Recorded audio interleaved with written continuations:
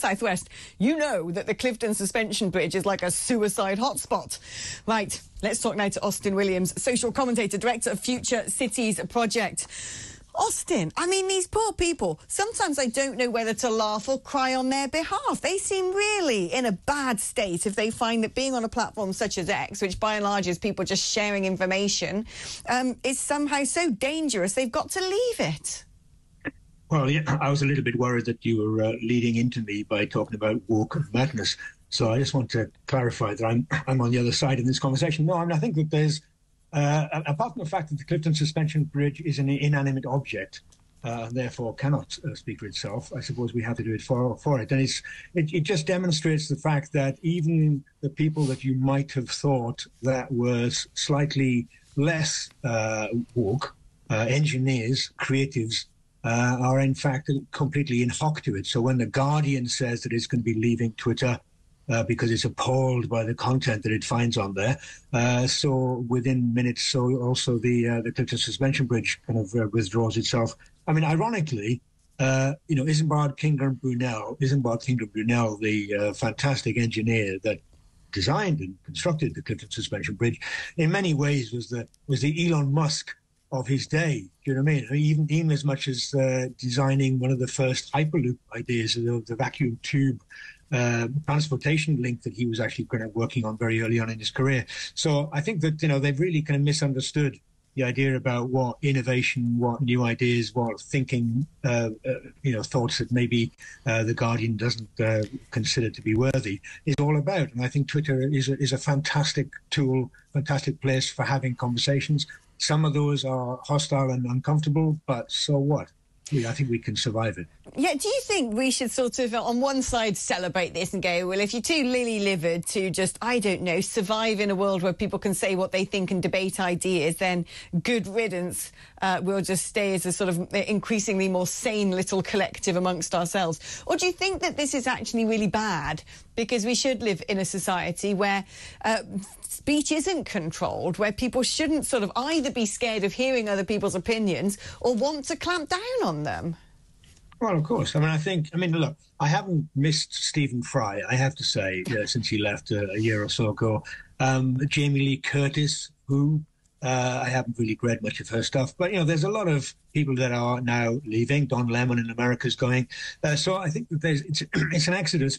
Predominantly, it's triggered by the election of Donald Trump and his ally Elon Musk. And so these are people that are hostile to that political persuasion. And instead of being big enough, man enough to argue the toss and stand up for their own political ideas, they'd rather run away with their handbags and hide in the corner or go into Blue Sky or Mastodon or whatever it is. So I think that that's part of a problem, that they'd rather be in an echo chamber reflecting their own petty snowflake ideas than they would actually having the battles out on a real public forum. That's the problem.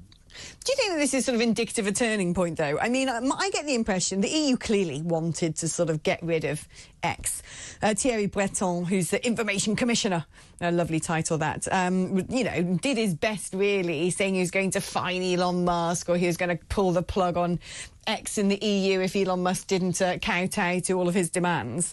That now that Donald Trump is in power and Elon Musk is part of that administration, the idea of closing down X is for the birds, basically, because actually, as a big economy, Donald Trump could strike back on his behalf.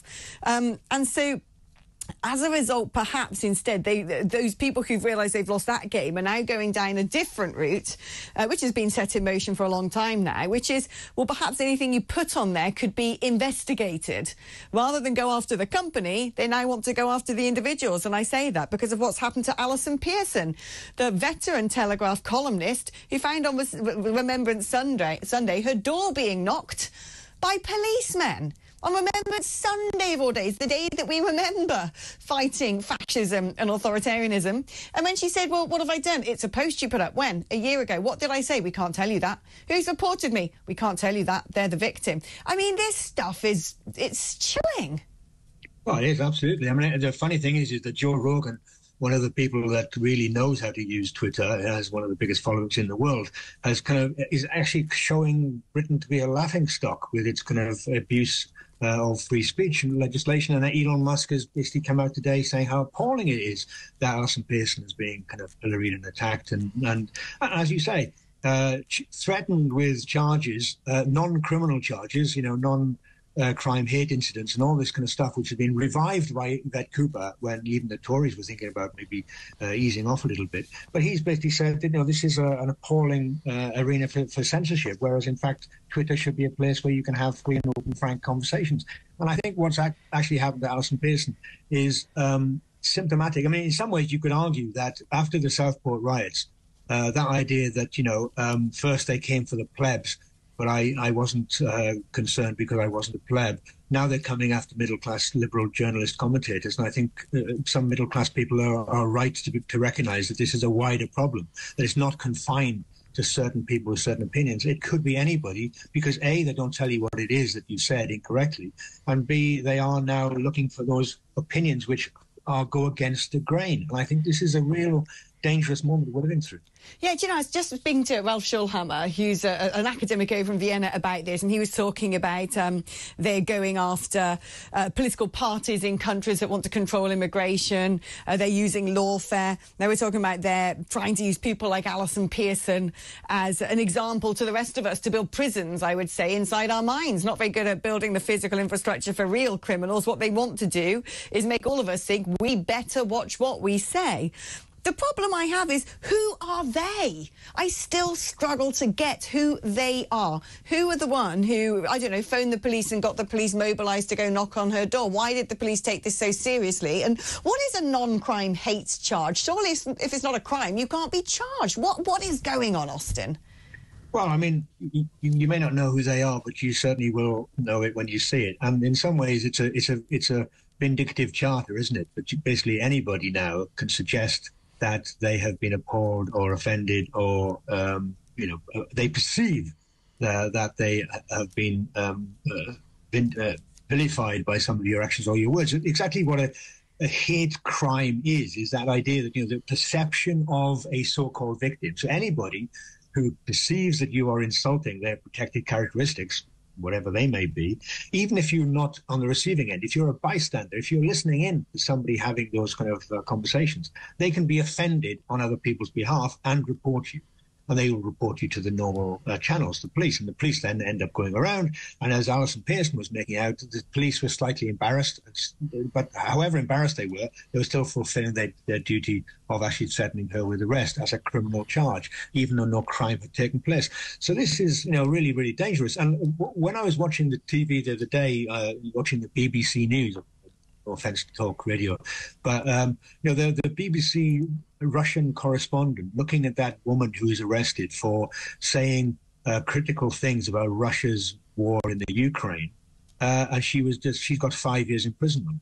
Now, people got 5 years imprisonment for tweeting in this country, right? So while the BBC kind of looks to the authoritarianism of Russia and says, haha, at least we're not Russia, what a terrible country they are, actually, they miss the irony. Because actually, it's very, very similar what's happening over here. And it's a very, very daunting prospect in the future. It's going to get worse. Oh, blimey. Do you know what? I think it is. I'm waiting.